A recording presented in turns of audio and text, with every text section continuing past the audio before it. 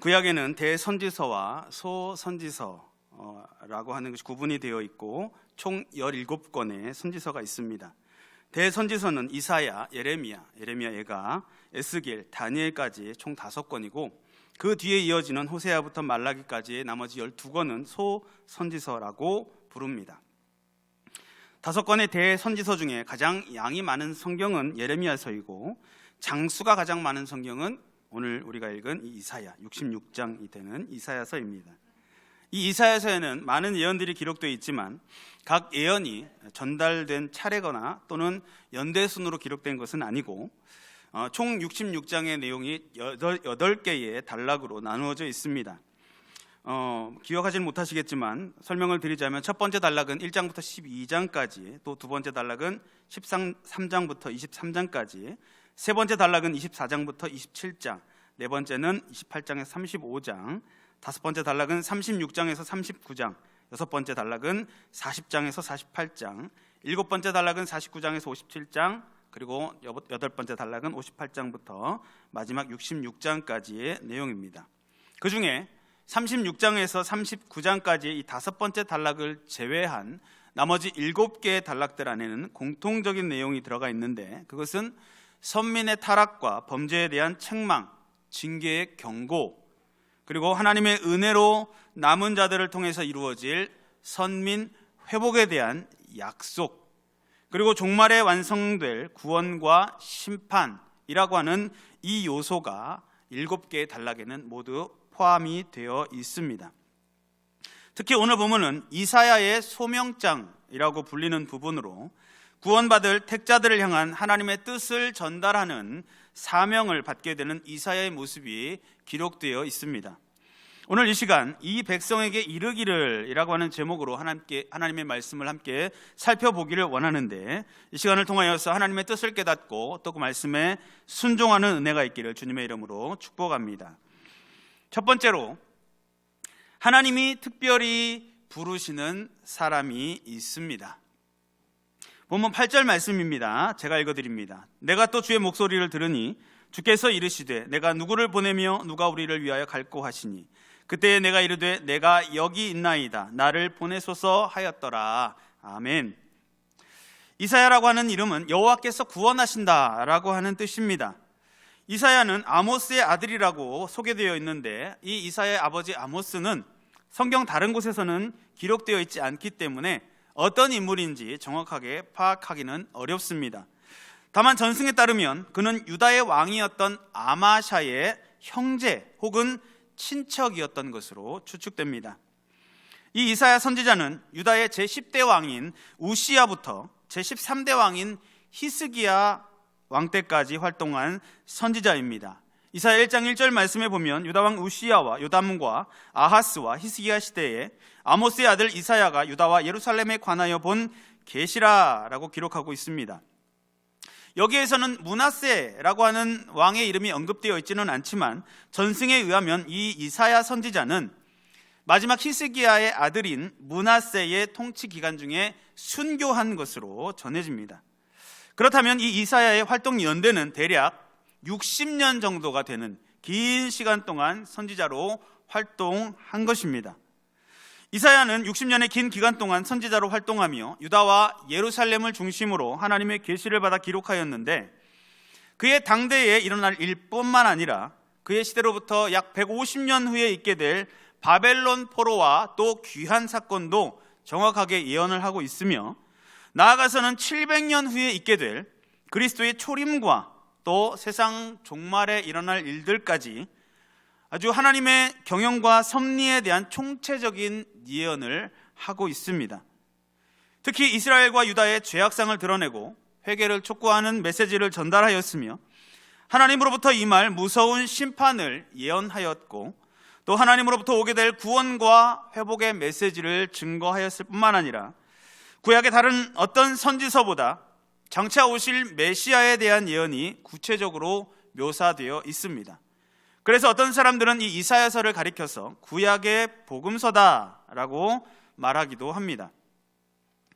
이사야 선지자가 예언한 짧게는 수년에서 길게는 수백 년 후에 일어나게 될 일들이 정확하게 성취되었다라고 하는 사실은 모든 성경의 예언들이 하나님의 계시와 성령의 감동으로 된 진실된 것이라고 하는 것과 그 예언들을 주신 하나님께서 온 우주와 역사의 주관자이시다, 절대 유일한 하나님이시다 라고 하는 것을 확인할 수 있게 해줍니다. 또한 이미 성취된 예언들과 마찬가지로 아직 성취되지 않고 남아있는 예언들, 특히 이 세상의 종말에 일어날 일들도 역시 반드시 정확하게 성취될 것이다 라고 하는 믿음을 우리에게 주는 것입니다. 이렇듯 이사야는 하나님의 특별한 택하심을 입은 선지자였으며 하나님의 중요한 역할을 감당했던 선지자였습니다. 오늘 본문에서는 이사야가 하나님께 부르심을 받는 장면이 기록되어 있는데, 이 부르심은 이사야가 처음으로 하나님 앞에 부르심을 받은 것이 아니라 이미 선지자로서의 역할을 수행하고 있던 도중에 유다의 완악한 자들에게 하나님께서 주시는 경고와 심판의 메시지를 전달하기 위해서 부름을 받는 장면입니다. 1절에 보니까, 6장 1절에 보니까 우시야 왕이 죽던 해에 라고 하였습니다. 그러나 이사야 1장 1절에 보면 이사야의 사역은 우시야 왕의 통치 때부터 시작됩니다. 그러므로 이번 소명은 선지자직을 처음 시작하는 장면이 아니라 중간에 특별하게 부르심을 받는 것임을 우리가 알 수 있습니다. 이 우시야라고 하는 왕의 이름은 여호와의 능력이라고 하는 뜻의 이름입니다. 우시야 왕은 그 이름처럼 그의 아버지 아마샤에 이어서 15세라고 하는 어린 나이에 유다의 왕위에 올랐습니다. 그리고 그가 죽는 날까지 무려 52년이라고 하는 긴 시간 동안 남유다를 통치하였습니다. 그러나 그의 통치 후기는 고통스럽고 치욕스러운 삶으로 마감이 되었는데, 이 우시야 왕의 통치 전반기와 중반기에는 여호와 하나님을 신뢰하고 선지자의 말에 순종하면서 블레셋과 암몬을 정복하고 블레셋 땅에 성을 건축하고 암몬으로부터 조공을 받고 나아가 애굽의 변방에까지 그 명성을 떨치는 그의 아주 기세가 등등한 그러한 시절을 보냈었습니다. 그러나 많은 사람들이 그러하듯이 그는 강성해지면서 교만하게 됩니다. 제사장 외에는 들어가지 못하는 성소에 들어가서 자기가 직접 분향까지 하려고 하였습니다. 그리고 그것이 죄라고 말리는 선지자 아사랴의 손을 뿌리치면서 분향을 하려고 하였습니다. 그 순간 하나님께서 이 우시야를 치셨고 그 이마에서 갑자기 문둥병이 발생하게 됩니다. 그리고 그때부터 그는 죽을 때까지 왕궁이 아닌 별궁에서 살게 되었고 성전 출입 역시 제한당하였습니다. 이렇게 비참한 말년을 보내다가 그는 67세에 죽음을 맞이하게 됩니다. 바로 그 해에, 우시야 왕이 죽던 그 해에 이사야는 거룩하신 만군의 여호와 하나님께 특별한 부르심을 받습니다. 먼저 하나님은 6장 5절부터 7절에 기록된 내용처럼 이사야로 하여금 자신의 죄악을 발견하고 고백하게 하신 후에 제단의 숯불을 통하여 그의 입술의 부정함과 악함을 제하여 주시고 죄를 용서해 주셨습니다. 그런 후에 하나님께서는 이사야로 하여금 유다 백성들에게 주실 하나님의 징계와 심판에 대한 내용을 전하라고 사명을 맡겨주시는 것입니다. 내가 누구를 보내며 누가 우리를 위하여 갈꼬? 라고 말씀하셨습니다. 하나님께서 택한 백성들을 향하여서 보낼 자를 찾고 계시는 장면입니다. 물론 하나님께서는 처음부터 이사야를 염두에 두고 이 말씀을 하셨습니다. 내가 여기 있나이다, 나를 보내소서라고 하는 이 문장을 직역하면 나를 보소서, 나를 보내소서라고 하는 뜻입니다. 하나님께로부터 죄 사함을 받은 이사야는 하나님의 명령을 자발적으로 순종하려고 하였습니다. 하나님에 대한 사랑이 가득했고 자신이 속한 이스라엘에 대한 마음이 간절했기 때문에 그에게는 거룩한 열정이 불타올랐습니다. 더군다나 그의 입술이 제단의 숯불을 통하여서 정결해졌기 때문에 그 입술로 하나님의 말씀을 전하는 것을 마다할 이유도 없었던 것입니다. 하나님께서는 오늘도 하나님 당신의 뜻을 세상에 전할 사자를 당신의 백성들 가운데서 찾고 계십니다. 창세전부터 구원받기로 작정된 자들을 향해서 하나님의 뜻을 전할 사람을 부르시는 것입니다. 내가 누구를 보내며 누가 우리를 위하여 갈꼬? 이 하나님의 음성은 바로 저와 여러분들에게도 동일하게 주어지는 음성입니다. 이 음성에 우리는 자발적으로 순종할 수 있어야 합니다. 왜냐하면 이 말씀은 하나님께서 이미 처음부터 저와 여러분을 염두에 두고 하시는 말씀이기 때문입니다. 이미 믿음과 구원이라고 하는 특별한 은혜를 받은 저와 여러분들이 바로 하나님의 특별히 부르심을 받은 자들입니다. 원래 저와 여러분은 소망이 전혀 없는 완전한 멸망 가운데 빠져있던 자들이었습니다. 거룩하신 하나님을 스스로 찾을 수도 없는, 만날 수도 없는 연약한 존재였습니다. 그러나 하나님께서 먼저 우리를 찾아와 주셨고 예수 그리스도의 십자가 공로를 통하여서 우리의 죄 문제를 해결하여 주셨으며 하나님의 귀한 뜻을 이루는데 저와 여러분을 사용하기를 기뻐하시기까지 하신다고 성경은 우리에게 말씀하고 있습니다. 저와 여러분들이 특별한 부르심을 받았다라고 하는 사실을 말씀하고 있는 것입니다. 하나님의 귀한 뜻은 바로 전도의 사명입니다. 하나님께서 택한 자들을 위하여서 행하신 놀라운 일을 전하는 것입니다. 전도는 특별한 사명이지만 동시에 예수님께서 우리 모두에게 명령하신 지상 명령이기도 합니다. 우리 주님이 다시 오실 때까지 한 사람도 예외 없이 반드시 지키고 행해야 하는 일이 바로 전도인 것입니다. 우리는 2022년에 여러 가지 실천 사항을 가지고 있습니다. 그 중에 특별히 오늘 우리가 아침에도 함께 살펴보았던 9.11 운동, 우리가 계획을 하고 또 마음속에 이미 다짐을 하고 또 진행하려고 생각하고 계시는 분들도 있을 것입니다. 이것은 구원받은 한 사람이 한 영혼을 전도하는 운동입니다. 새롭게 시작하는 걸음이기 때문에 우리는 최선을 다해야 됩니다. 하나님께서 맡겨주신 일이기 때문에 기쁨과 감사함으로 또한 감당해야 합니다. 뜨거운 구령의 열정을 가지고 동참해야 합니다. 왜냐하면 전도의 열매를 맺으면 하나님께서 영광을 받으실 뿐만 아니라 전도자의 상급이 하늘에 쌓이고 그뿐만 아니라 전도 시상의 영예도 받을 수 있기 때문입니다. 일석삼조의 좋은 기회가 바로 저와 여러분들의 앞에 펼쳐져 있는 것입니다. 그러므로 이제 내가 가장 사랑하는 내 가족, 친척들부터 이 운동을 시작합시다. 친구들과 이웃들에게까지 하나님이 행하신 큰 일을 전해줍시다. 그들로 하여금 모든 죄를 회개하고 거룩하신 하나님 앞에 돌아오도록 우리가 바로 하나님의 뜻을 그들에게 전달해 주는 특별한 부르심에 응답해야 하는 것입니다. 누가 나를 위하여 갈꼬라고 하는 하나님의 부르심이 바로 나를 부르시는 음성인 줄 알고 이사야 선지자와 같이 내가 여기 있나이다, 나를 보내소서라고 즉시 대답하고 또 복음 전파를 위해서 한 해 동안 헌신하는 모든 성도님들이 되시기를 주님의 이름으로 축복합니다.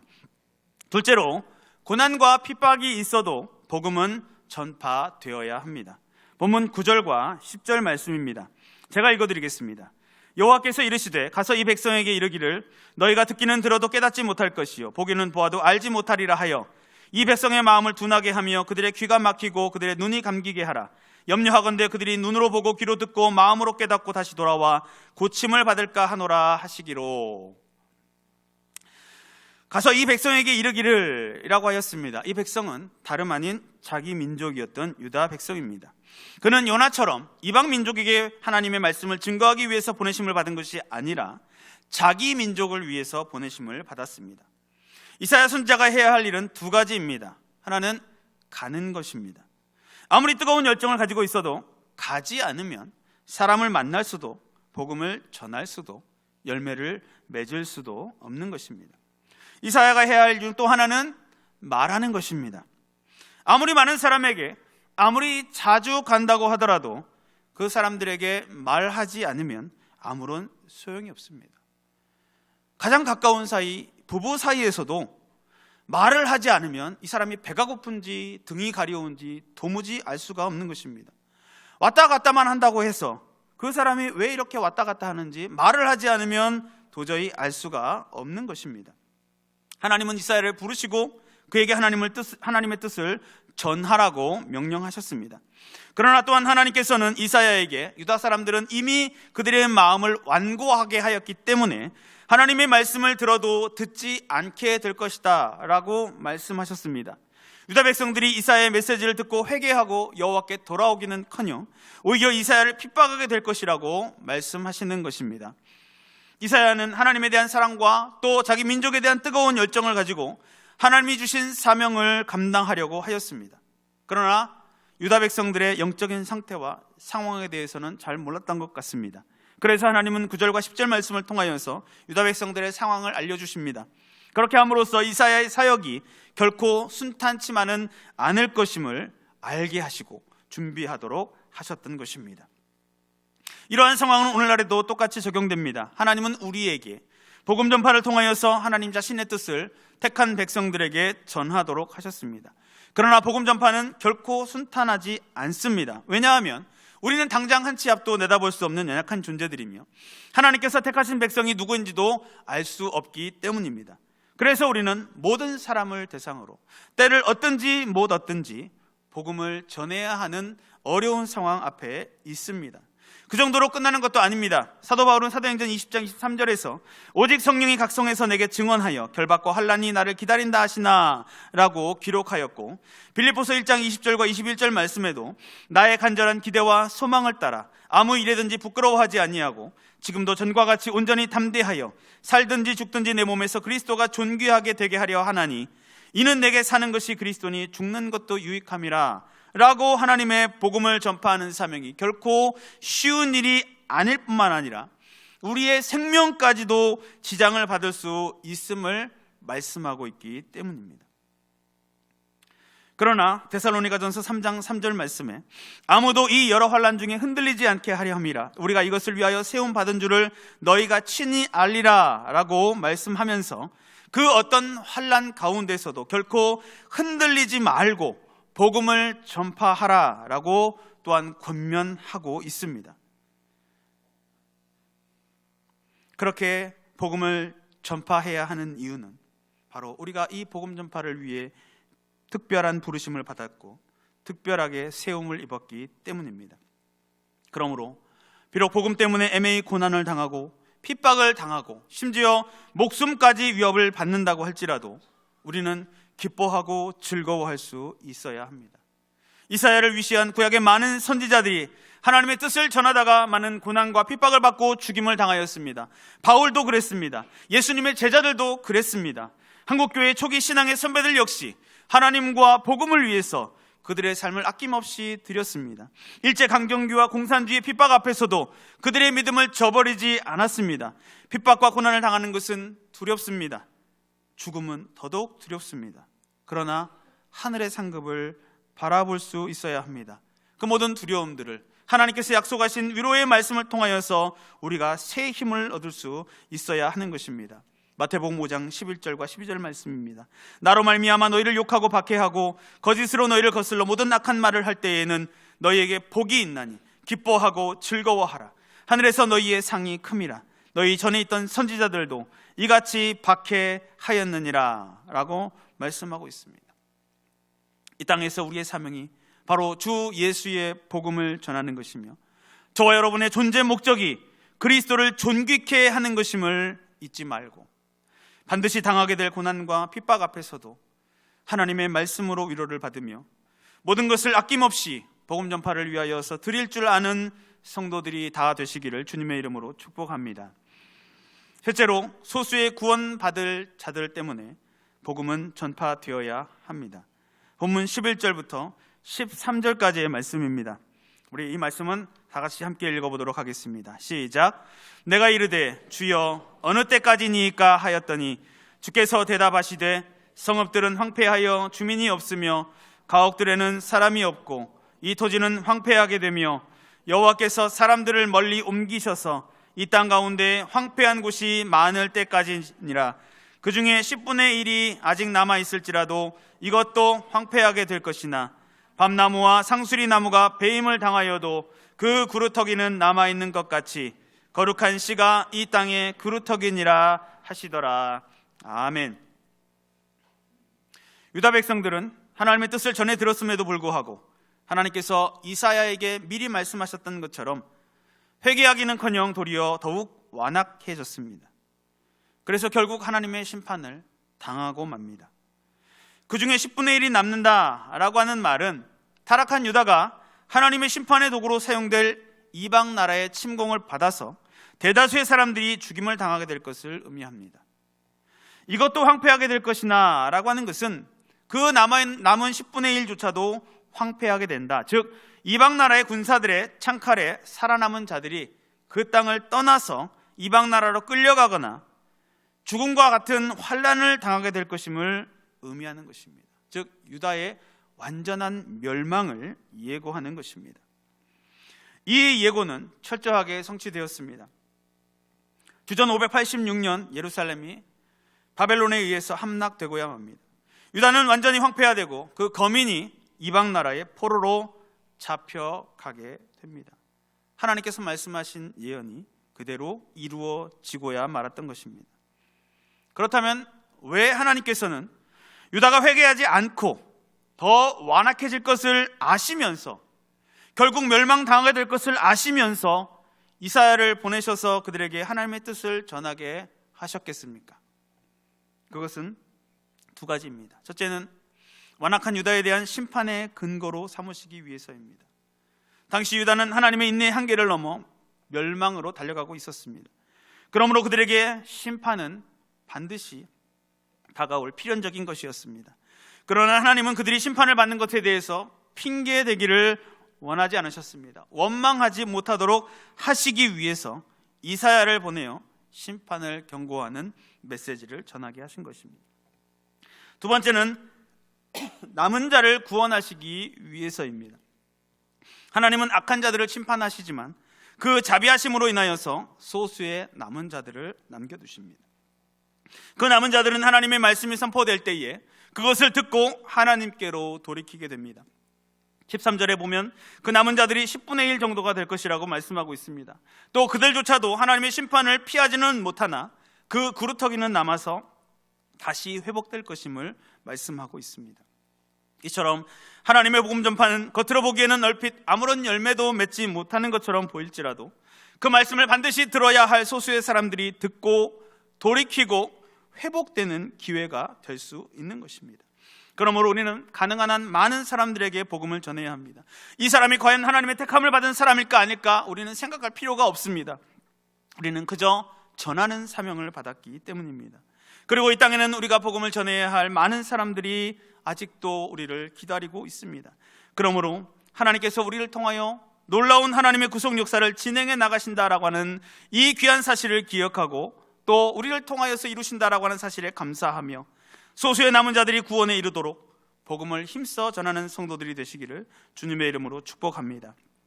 성도 여러분, 오늘 본문에 나타난 선민 유다 백성들의 타락과 범죄의 모습을 통해서 아담의 범죄 이후 단 한 사람의 예외도 없이 모든 인류는 하나님 앞에서 전적으로 타락했고 무능력한 상태로 놓여 있으며 하나님을 예배하지 못하고 죄악된 삶을 살다가 결국 영원한 멸망에 이를 수밖에 없음을 알게 됩니다.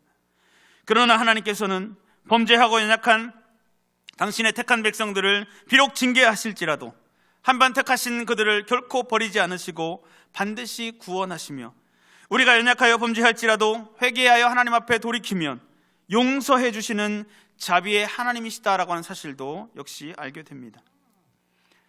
이사야가 목격한 하나님은 지극히 거룩하신 분이고 지극히 영광스러운 분이셨습니다. 이 하나님이 이사야를 지명하여 부르시고 이사야에게 귀한 사명을 맡겨주셨듯이 오늘날 저와 여러분들에게도 주를 위하여 갈 자가 누구인지를 지명하여 물으시며 사명 맡길 자를 계속해서 부르고 계십니다. 저와 여러분들을 지명하여 부르고 계십니다. 어떻게 하시겠습니까? 하나님의 그 부르심에 모른 척 하시겠습니까? 물론 하나님께서 우리를 보내시는 곳은 척박한 땅입니다. 완악한 백성들에게 우리를 보내시는 것입니다. 그 사명은 결코 쉬운 것, 만만하거나 기쁨만 가득하고 성경에 보장된 그런 것이 결코 아닙니다. 오히려 가장 힘들고 가장 어려운 일입니다. 그러나 하나님께서는 그 사명을 자원하는 자에게 감당할 수 있는 능력을 주실 것입니다. 그 사명을 기쁨으로 감당하는 자에게 의의 면류관과 생명의 면류관, 하늘의 상급을 예배하고 계시다라고 하는 사실을 우리는 기억할 필요가 있습니다. 그러므로 외면하지 마시고 하나님의 부르심에 도망하지 마시기 바랍니다. 이 놀라운 하나님의 부르심에 기쁨으로 순종하며 그 사명을 충성되이 감당하시기를 바랍니다. 그렇게 함으로써 우리 주님 재림하실 때까지 계획되어 있는 하나님의 놀라운 구원 역사에 귀하게 쓰임을 받고 주님의 기쁨이 되는 모든 성도님들이 되시기를 주님의 이름으로 축복합니다.